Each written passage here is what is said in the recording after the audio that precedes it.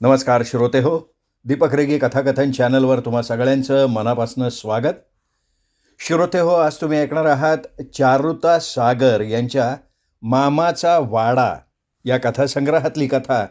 पण श्रोते हो, तत्पूर्वी तुम्ही जर आत्ता चॅनलवर पहिल्यांदा आला असाल किंवा अजूनपर्यंत तुम्ही चॅनल सबस्क्राईब करू शकला नसाल तर एकच विनंती करतो, कृपया चॅनल सबस्क्राईब करा. ऐकूयात श्रोते हो, चारुता सागर लिखित रंगरूट. काशा उठला, मला जागं केलं, लक्षाला केलं. काशा, लक्ष आणि मी असे आम्ही तिघं एका शाळेत, एका वर्गात. वयानं पण सारखंच असलाच फरक तर तो 1-2 महिन्याचा, पण जास्त नाही. परीक्षा तोंडावर आली म्हणजे मास्तर रात्रीचं शाळेत बोलवत, 1-2 तास शिकवत आणि 10वर काटा गेला की म्हणत, पोरांनो झोपा आता, सकाळी लवकर उठायला हवं. ते हातात कंदील घेत मग अंधार कापत घरी जात.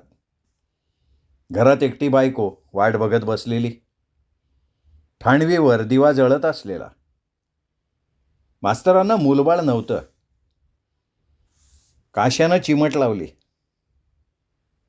ओरख की लवकर, जायचं काय जवळ आहे का? माहिती का तुला इथून स्टेशन किती लांब आहे ते? होय, 24 मैल. दुसरीच्या भूगोलात पाठ केलेलं. गावाला हे सगळ्यात जवळचं स्टेशन, पण आम्ही कधी पाहिलं नव्हतं.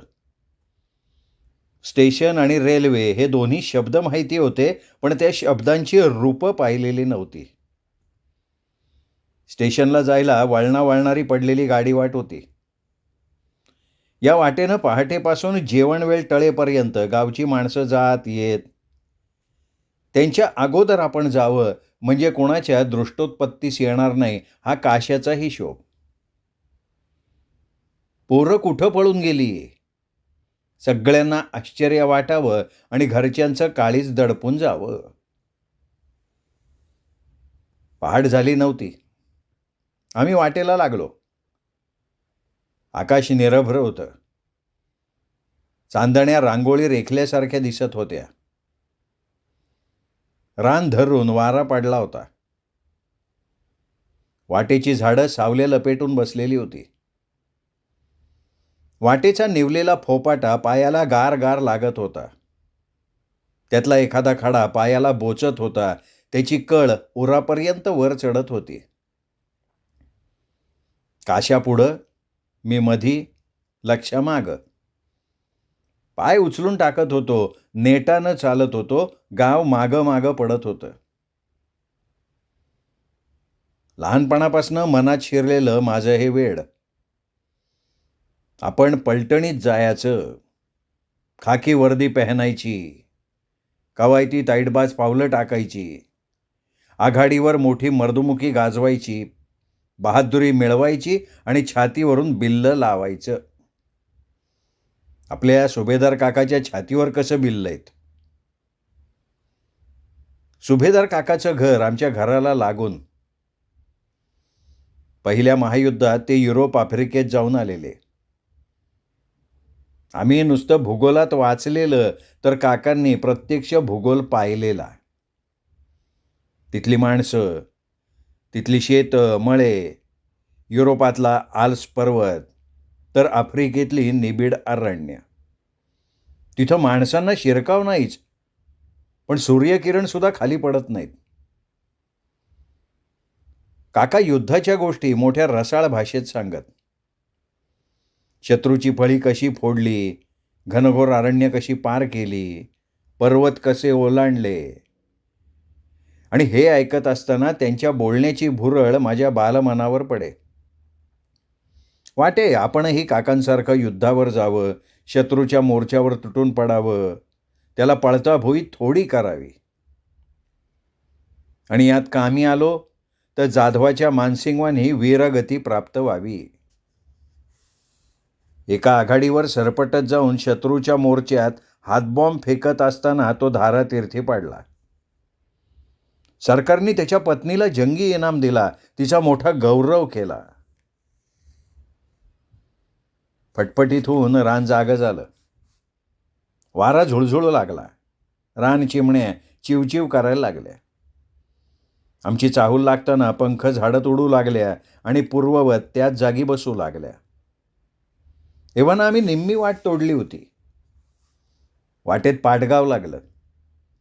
सकाळच्या गारठ्यात ते उठलं नव्हतं. काही घरातनं धुराटी बाहेर पडत होती.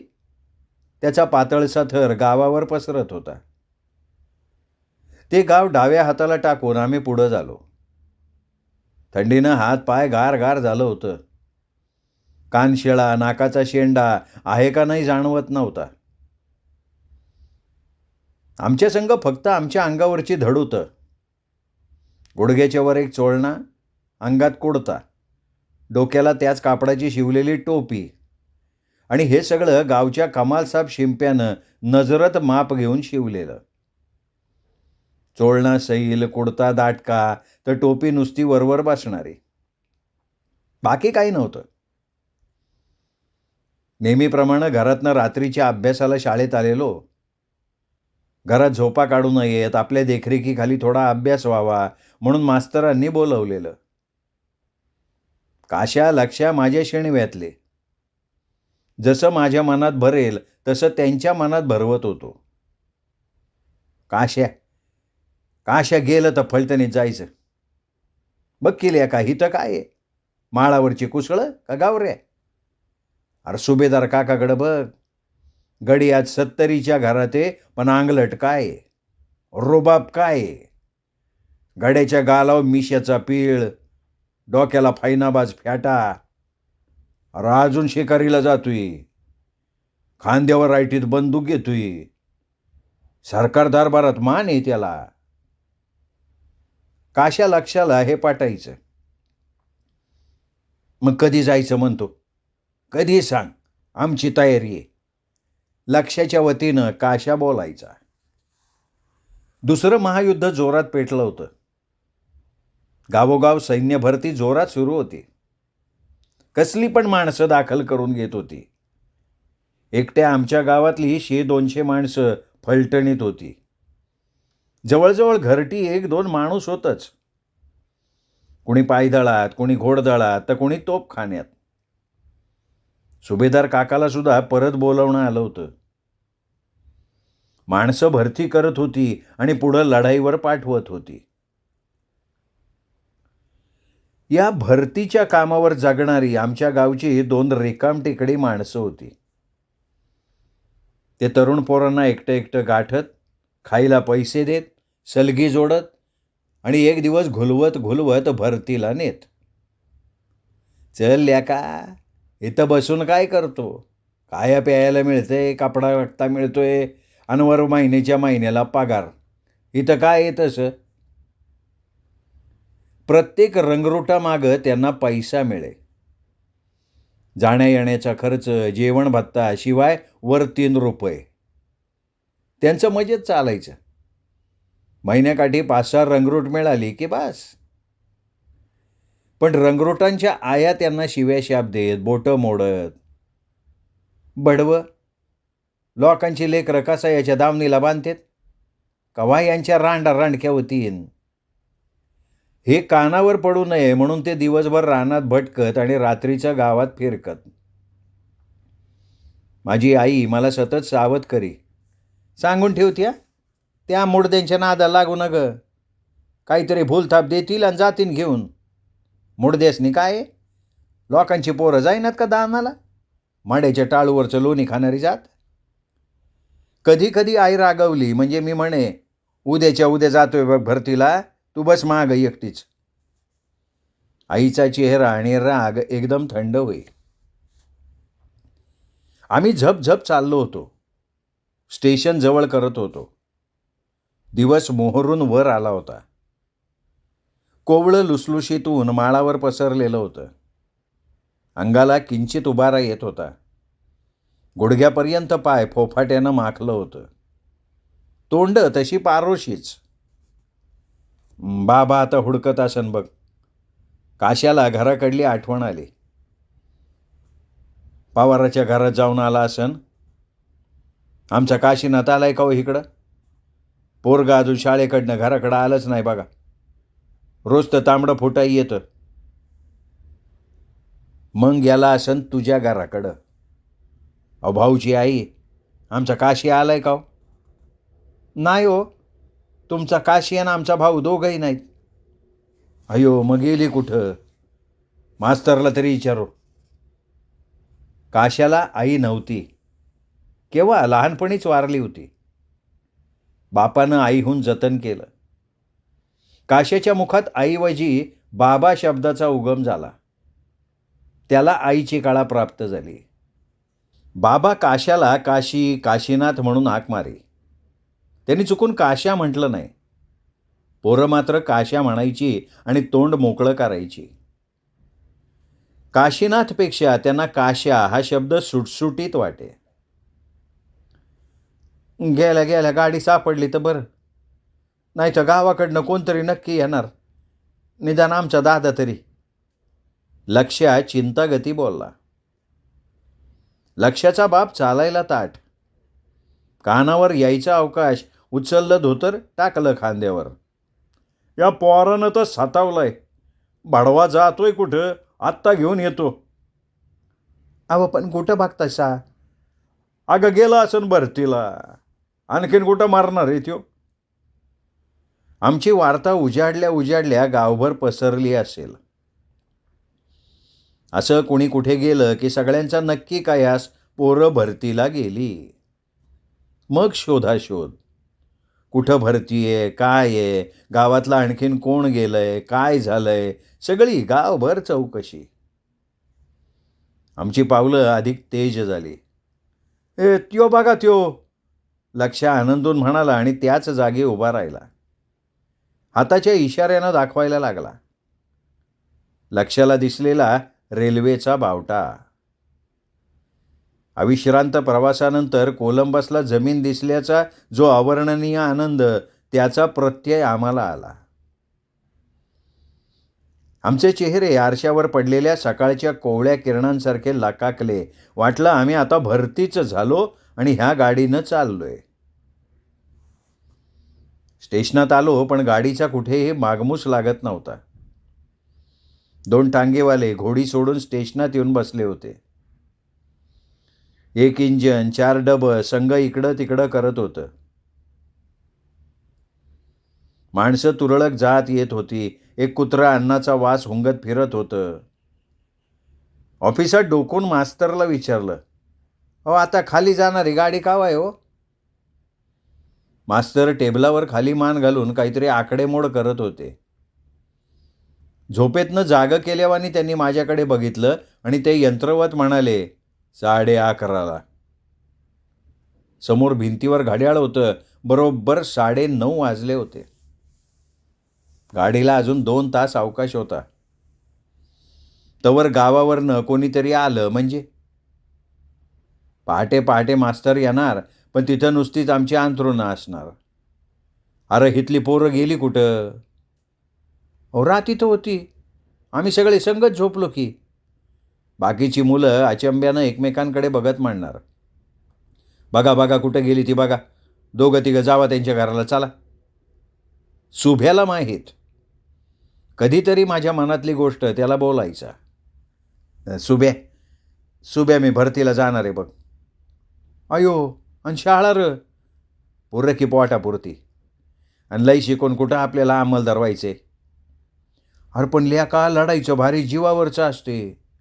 महिना समुद्रातनं जायचं आणि लढाई कुठे म्हणतो? लांब तिकडं गोऱ्या माणसांच्या मुलकात. अरे असं नका. आपल्याला काय, इतर लढतीन तसं लढत राहायचं. लढण्यात खरी मजा आहे. काय करतो या आळणी जागण्याला? होतो मराठी शाळेतच, पण अंगापिंडानं तगडा. थोडी खुमखुमी आल्यासारखं वाटायचं. हातही सुरसुरायचे.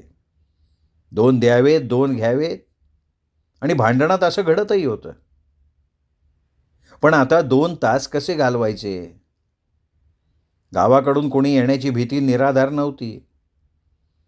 थोडा विचार केला आणि म्हणालो, ये बघा, आपण आता इथं थांबाय नको, आपण पुढच्या स्टेशनला जाऊ. तिथं कोण कशाला येते. गाडीचा रूळ सरळ धरून आमची पायपीट सुरू झाली. दिवस वर चढत होता. रान तापत होतं. डोळ्यांपुढं रूळ चकाकत होतं. आमच्या पोटात ना होतं ना अन्न, ना होतं पाणी. पण याचं भान कोणाला? पुढचं स्टेशन गाठायचं, गाडी आली की त्यात बसायचं, इतकंच ठावं. मी गाडी कधी पाहिली नव्हती, मात्र शाळेत मुळाक्षरं घोकताना अंकलिपीतलं तिचं रूप मनात कोरलेलं होतं. ढगासारखा धूर सोडत धावणारी, एकमेकास कधी न भेटणारे गाडीचे रूळ, पण दूरवर पाहिलं की कुठेतरी भेटतात असं वाटणारे. कडेचे तारेचे खांब, तारेवर एकाकी बसलेला पारवा, कुठं ओळीनं बसलेल्या रानचिमण्या. मला हे सगळं अनोखं. त्या नादात माझं चालणं. लक्षात चालता चालता एक खडा उचलायचा आणि टिपतो म्हणून खांब टिपायचा. काशा अधूनमधून रुळावरनं चालायची कसरत करायचा. त्याला तापल्या रुळाचे चटके जाणवत नव्हते. मला खडी बोचत नव्हती. लक्षाचा नेम चुकत नव्हता. बावटा लांबून जवळ दिसला, पण त्याला जवळ कराय बराच अवधी लागला.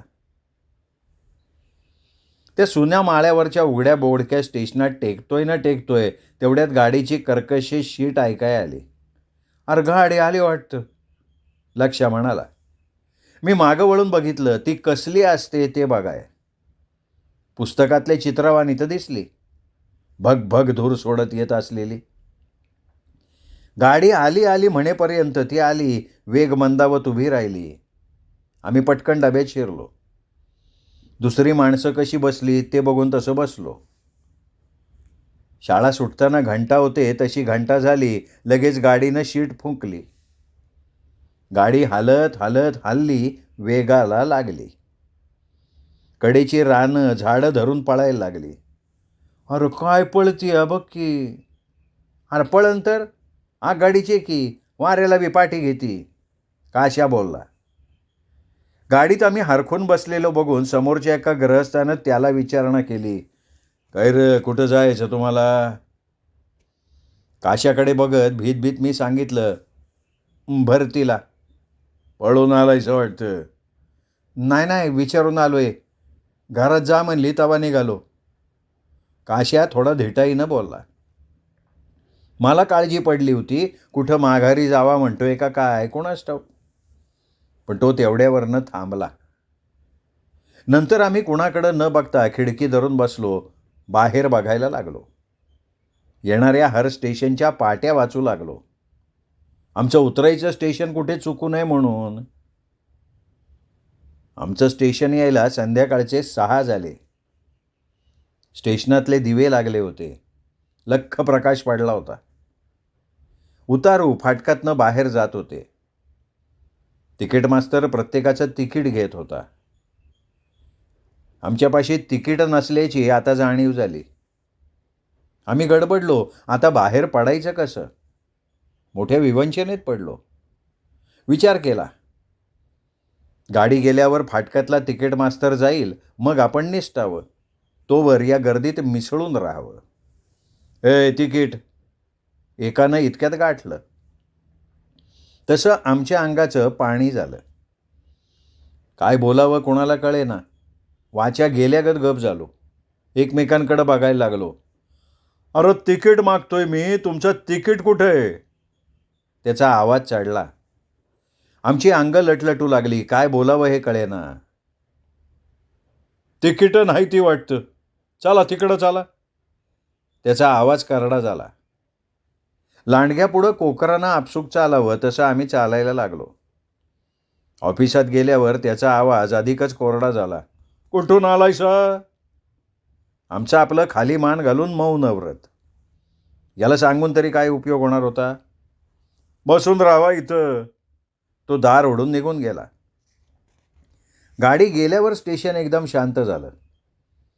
दोघे मास्तर दार उघडून आत आले. आम्ही उठून उभे राहिलो. पैसे काढा जवळचे, दुसरा डाफरला. असतील नसतील तेवढे काढा. काय बोलावं हे समजेना. आम्ही गार झालो. अरे काय म्हणतोय? पहिला परत गुरगुरला. अहो पैसे नाहीत हो. मी कसं तरीच म्हटलं. मग गाडीत कशाला बसला बिन एकटंच? काढा काढा लवकर काढा चला. अहो खरंच नाही आहेत. आम्ही खोटं नाही सांगत हो. काशा व्याकुळला. आम्हा कोणाजवळ काही नव्हतंच. घरी मागावेत तर विचारणार कशाला हवेत आणि एवढे पैसे देणार तरी कोण? पण त्यांना हे पटेना. त्यांनी झडती घेतली. काही गवसलं नाही. कुठं निघालाय? भरतीला चाललोय. भरतीला चाललेत. बसून राहावा इथं पोलिसांच्या स्वाधीन करतो. दुसऱ्यानं तंबी दिली. आमची छाती धडधडायला लागली. चेहरे अगदी काळवंडून गेले. अहो आम्हाला जाऊ द्या हो. आम्ही भरतीला आलोय हो. जाऊ द्या की. लक्ष काकुळतीला आला. गायावाया करायला लागला. अहो घरनं पळून आलोय आम्ही. काशानी पुष्टी दिली. पहिल्यानं कान टवकारलं. दुसरा म्हणाला, पण पुन्हा असं बसायचं नाही. नाही नाही आता कशाला बसतोय अहो. स्टेशनातनं बाहेर आलो. एक हमाल उभा होता. त्याला विचारलं, इथं लष्कराचा कॅम्प कुठे? आम्ही भरतीला आलोय. प्रथम त्यांनी आमच्याकडे रोखून बघितलं. मग दक्षिणेला इशारा केला. चला जावा ह्या रस्त्याने. हे पुढं जावा जावा. कॅम्पला जाणारा तांबड्या मातीचा रस्ता. कडेनं विस्तीर्ण झाडं. तिन्ही सांज झालेली. एकदम गार वाटायला लागलं. रस्त्यावर एखाद दुसरा सोजीर दिसायचा. उजवीकडे बंगले. साधे कौलारू. बंगले बैठेच. पण बागेतल्या झाडाझुडपांनी त्यांची शोभा वाढवली होती. प्रशस्त बाग. लाल फुलांची झुडपं. बाहेर व्हरांड्यात बसलेली किंवा बागेत फिरत असलेली एकटी मड्डम दृष्टीला येत होती. बाकी सगळं कमालीचं शांत. आम्ही मंत्रमुग्ध झालो. एक सोजीर आडवा आला. त्याला विचारलं, या बंगल्यातनी कोण राहतो? साहेब लोक राहतात. तो मोजून बोलला. आम्ही त्याला आमचं मनोगत सांगितलं. तो म्हणाला, चल कंपनी कमांडरला भेटवतो चल. ऑफिसात जाऊन त्यांनी सॅल्यूट ठोकला आणि आम्हाला पुढं उभं केलं. मी म्हणालो, अहो आम्ही तिघं लांबून आलोय. आम्हाला भरती व्हायचंय. भरती व्हायचंय का? बरं बघू सकाळी बघू. अरे यांना हवालदाराच्या कोठीवर सोड. सकाळी 8च्या दरम्यान हवालदार आम्हाला ऑफिसकडे घेऊन आले. ऑफिसच्या आवारात निळा ध्वज फडकत होता. त्यावर तुतारीचं मानचिन्ह होतं. दबकत दबकत आम्ही आत गेलो. कंपनी कमांडर येऊन बसले होते. आपल्या खुर्चीतनं ते उठले आणि मोठ्या साहेबांकडे घेऊन गेले. गोरा साहेब कसा असतो हे मी प्रथमच बघत होतो. भला उंचा पुरा धिप्पाड देहाचा, निळ्या डोळ्यांचा, भुऱ्या केसांचा. बाहू तर किती जाडजूड. जवळ आला. त्याच्या तोंडचं लहान मुलागत मराठी बोल ऐकून मी चाट पडलो. ओह भलतीला आलाय. थबास थबास. त्यानं आमची कौतुकानं पाठ थोपटली. तुझे नाव काय? भाऊ. तुझे? काशीनाथ. अच्छा. आणि तुझे काय? लक्ष्मण. त्याला भाऊ आणि काशीनाथ ही 2 नावं कशी तरी उच्चारता आली, पण लक्ष्मण उच्चारणं मात्र कठीण गेलं. तो आमच्याकडे बघत म्हणाला, तुम्ही अजून बच्चे आहात. तुमची भलती होणार नाही. हवालदार, या मुलांना मेसमध्ये जेवाय घाला आणि वॉरंट बनवून घरी पाठवून द्या. श्रोते हो, तुम्ही ऐकत होता चारुता सागर लिखित कथा रंगरूट. लहान मुलांच्या भावविश्वावर आधारित ही कथा कशी वाटली कमेंट करून जरूर कळवा. कथेचा व्हिडिओ लाईक करा. कथाप्रेमी मित्रपरिवारात नातेवाईकात शेअर करा. आणि मुख्य म्हणजे चॅनल सबस्क्राईब करायचं राहून गेला असेल तर प्लीज चॅनल तेवढं सबस्क्राईब करा. भेटत रहा दीपक रेगे कथाकथन चॅनलवर उत्तमोत्तम कथा लेखकांच्या कथा आणि कादंबरी ऐकण्यासाठी. नमस्कार श्रोते हो.